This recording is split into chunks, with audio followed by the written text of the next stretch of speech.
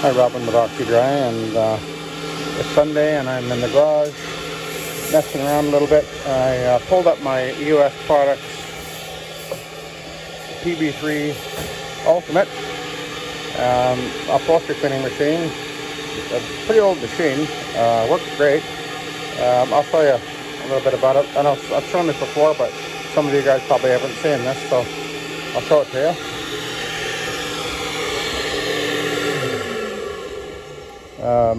I don't think they've made these things for quite a number of years now.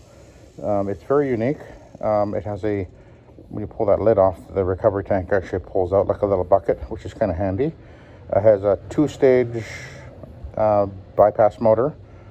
It has a built-in heater. It runs on one cord, that's the really cool part about it. So it runs on one cord, but it has I think it goes up to 215 degrees actually. Variable. You can adjust the temperature of your solution. This is a very unique machine because it will actually, you can clean using solvent with this machine. I never have, and I probably never would, but I bought it from the original owner, and they didn't pay much for it because I really wasn't sure what kind of condition it was in. It was actually really good condition actually. All I had to do was replace, it had about 700 hours or so on the machine. It's got an hour meter, and the carbon brushes they're supposed to last about 700 hours or so, and sure enough they were almost worn down, so I replaced them. The carburator was in perfect condition, the motor's running fine, no issues with the bearings or anything, so I replaced the carbon brushes, and I had to do a little repair on the pump, which is a very unique pump. As a motor separate from the actual impeller, because it has an impeller, not a diaphragm pump, so it can pump solvents. And when the pump runs, it actually continues to circulate.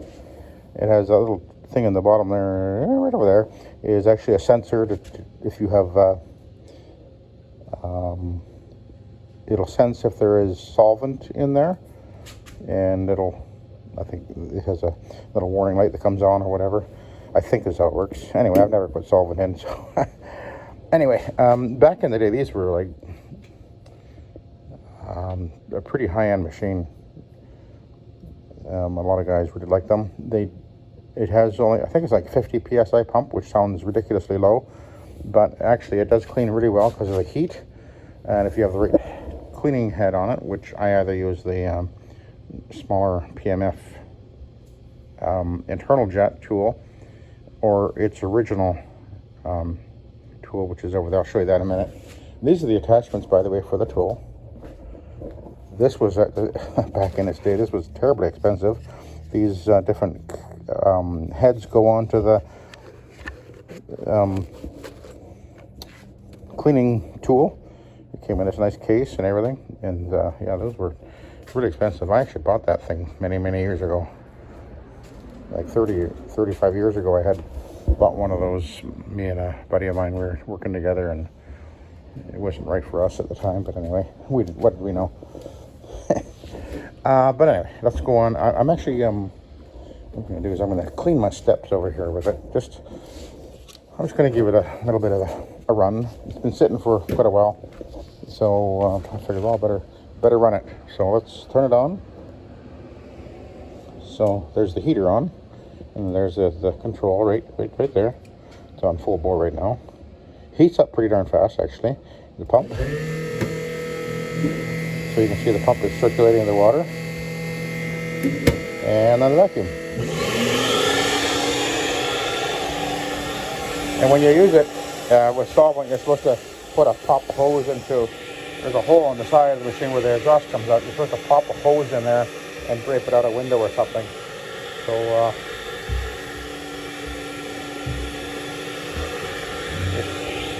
oh, that kind of noisy. Anyway, let's see what we can do here.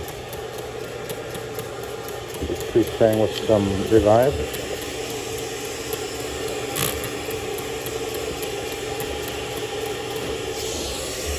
And I've got the US Products.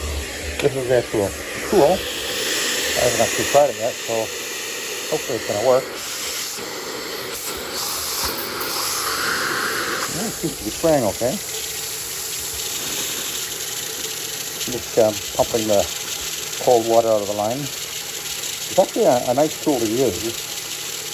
And the valve works really well. I had to actually pull the valve apart and clean it all out. It was all gummed up and everything when I first got it. This is very simple. Got a little spring in there and a little ball bearing, and basically the plunger that pushes the bearing off the seat, and that's it. It's really simple. So I guess you could say rebuildable. I don't think there's actually any O-rings or anything in here, if I remember correctly. Okay, we're getting hot now. I got a pretty long pressure line on there.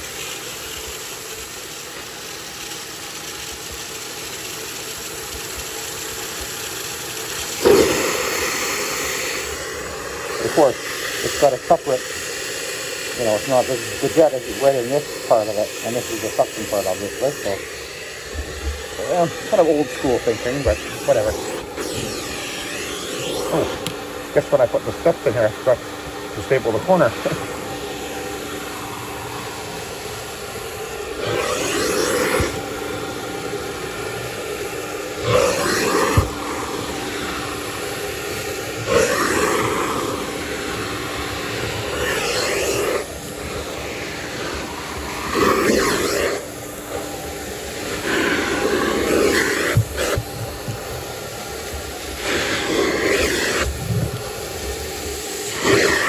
I haven't used this tool for upholstery in it, and it works okay. It's just, you can't do the, what can I say, because it's got such a wide area of suction, on this tool here, for example. All the suction is right in that slot, gives you a much better control on your fabric. This is a little more clumsy. And I don't think it works as well as far as pulling out maximum water. See, I can't actually put the suction on that edge very well. Could this way, I guess.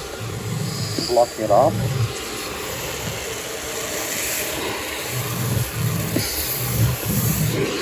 Okay, let's switch over to the PNF tool.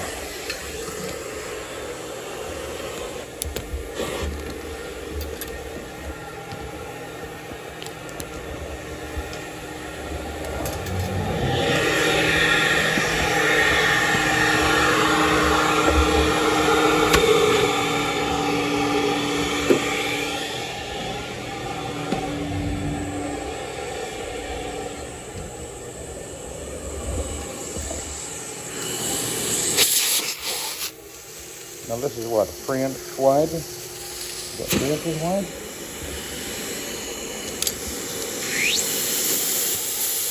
Okay, we'll call it 3 1/4. And actually, I did switch out the jet out of this, the 3 1/4 inch. I put the one from the 4 and a 1/4 inch one in there. It puts out a little bit more, it's a little bit larger jet. I think it's a better way to go. So this one, when I use it, I've got the spray and the suction are happening right on that front edge. It gives me a better ability to control. Hang on a sec.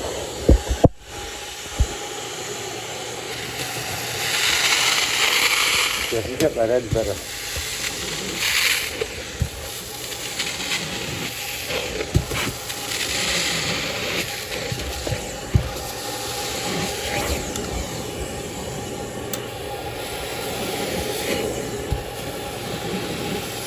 One of my doggies actually puked in the mudroom here last night, so that's why I pulled this machine out. I thought, oh, I might as well use that machine. Okay, so this edge here is actually pretty wet still, so I'm going to be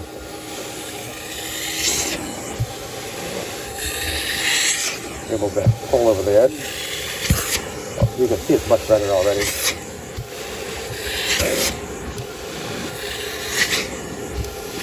And it's hot. Yeah, too hot to leave my fingers in there.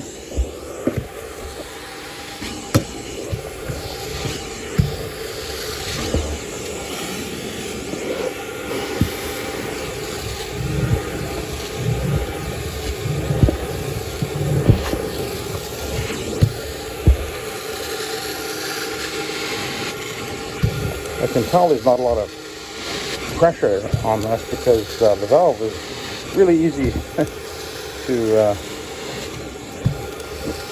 press. When I'm using this on my E600, I can definitely feel that there's more pressure behind that on the pump.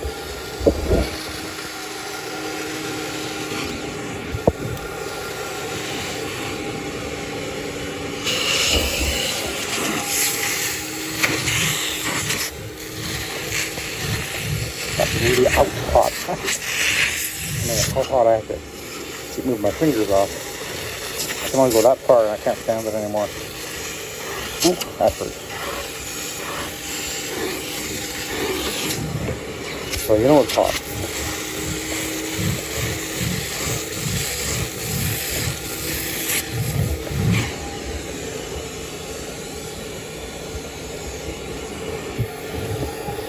So I'm going to go over this one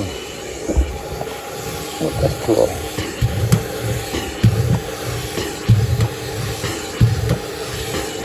But it's an excellent machine, and it's nice and compact. And the tank, the solution lasts surprisingly a long time because it has a pretty low output, I guess. But it is a little slower because of that than the E600, so that's one of the reasons why I put it aside. It's kind of there as my backup, I guess, but probably should actually sell it. Don't know what I get for it. Probably not a lot.